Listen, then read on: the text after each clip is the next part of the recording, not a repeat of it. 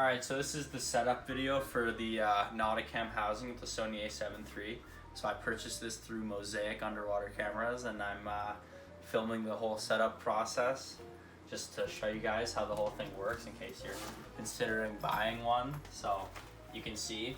So I don't have the O-rings in my housing right now, but that doesn't affect the setup. Obviously when you set up yours, you're going to want them in it, but I just don't have them in here because I don't put them in unless I'm actually using the housing. So essentially this is the housing body, and then I have the dome port here, and then here's the dome port adapter, which is in this box, and the zoom gear. So I'm just going to go through the setup process kind of step by step. So first I open up the housing. You just snap it open using the opening mechanics, these red buttons. Pull out the tray. I like to put the tray on first on the camera. To put on the tray, you have to flip up the monitor, and you're just going to want to screw this on your camera here. Here we go. All right. Next, I like to put on the zoom gear. So you want to make sure you don't get any dust in your camera when you do this, obviously. So put on your caps as necessary. So zoom gear goes on next. So put this on. This inner layer goes on first, and you want it so the rubber grips are closest to the end of the lens. So it slides on like this. Then you want the gear to be closest to the, the lens opening. I don't know what it's called. You just pull this on. It takes a little bit of force because it takes force because there's rubber grips in the inner piece, so it'll actually turn. Otherwise it won't grip enough. And then now you can reattach this to the camera.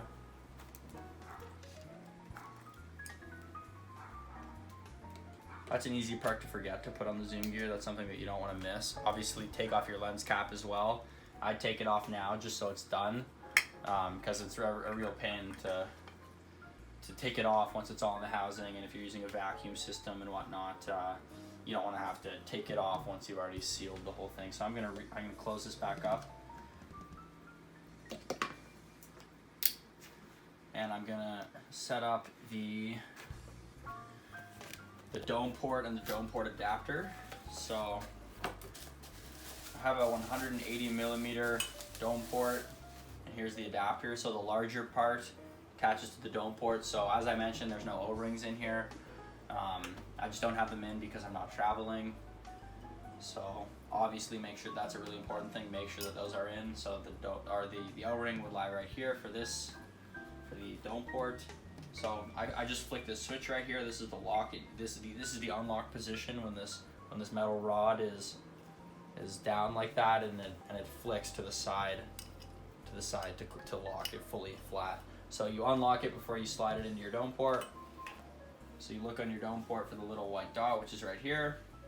You look for on the adapter for the white line. You want the white dots to line up. So that's done. Normally there's a lot more resistance, but there's no O-ring, so you want to make sure they're also properly lubricated before you do this. Otherwise you can get an O-ring pinch, which is when they shift it in place. So anyhow, this is quite loose in here, but I just locked it, so now it's not going to go anywhere. Although it sounds loose, it's just because there's no O-ring. So now I'm going to open up the housing. You just flip this red lever, pull this front pane off.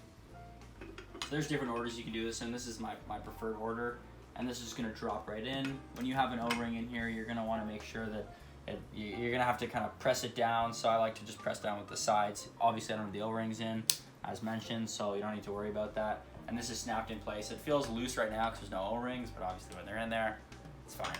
So now we can open up the housing again, and unlock this lever, which is for the tray. You're gonna want to pull on the zoom gear. So this disengage. Yeah, actually, I think you have to. Yeah. So here, if you pull on the zoom gear, you can see inside the housing it disengages the gear. So you're gonna want to pull on it and then slide it in, because otherwise it's not gonna connect properly.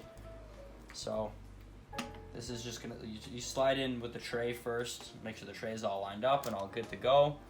You disengage the gear so this can click into place. You re-engage the gear. There's a little locking mechanism right on the gear here. You line up your your screen how you want it. I like it kind of flat, slightly angled upwards. Make sure this is good in place. Give it a little push. You can stick a desk impact up here if you want to.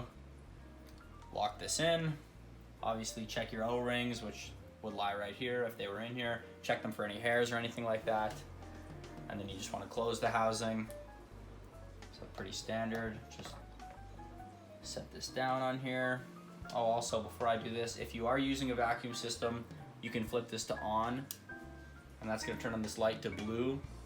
And I'll just show you this now because I'm not going to be able to establish a vacuum without the O-rings, but you're going to want to unscrew this nozzle if you've installed it previously, and then the pump, you can just pump with the nozzle, pump on the nozzle, and then done, and it's going to turn green once the vacuum has been established. I'm not going to do that because the O-rings aren't in. Just for, yeah, this goes back on here. And then, yeah, so make sure that these are open before you try and put this on, otherwise it won't go.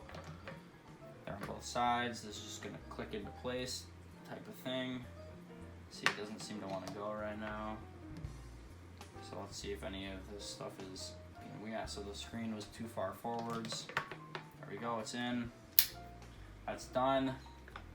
So yeah, when you do the vacuum, you want to do it after the housing is closed, obviously not before like I was showing.